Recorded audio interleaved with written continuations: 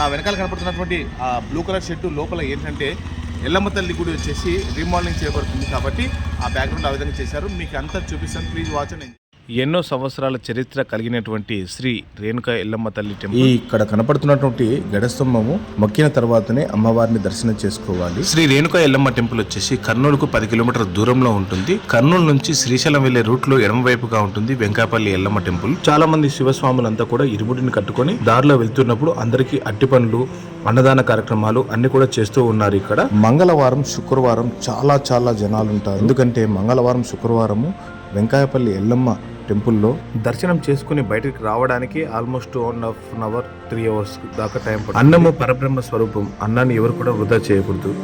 అమ్మవారి గుడికి వెళ్ళేటప్పుడు కుంకుమ, పసుపు, చీర, జాకెట్, నిమ్మకాయలు, గాజులు, బియ్యము, బ్యాలు అన్ని కూడా సమర్పించవచ్చు. మనం ఏ గుడికి వెళ్ళినా కానీ స్వామి వారికి కానీ అమ్మవారికి కానీ టెంకాయనిస్తే అంతా మంచి జరుగుతుంది.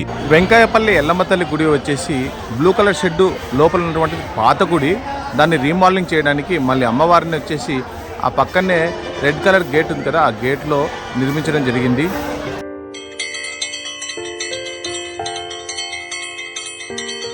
ఇప్పుడు ప్రస్తుతం అమ్మవారిని చూడాలంటే ఆ రెడ్ కలర్ గేట్లో ఉన్నటువంటి ప్రాంతం లోపల ఎల్లమ్మ తల్లి వారు ఉంటారు. ఈ వీడియో మీకు నచ్చినట్లయితే లైక్ చేయండి, షేర్ చేయండి, కామెంట్ చేయండి. కొత్త వాళ్ళైతే ఫాలో చేయండి ఫ్రెండ్స్. నేను మీ కరుణ్ రఘు సింగర్.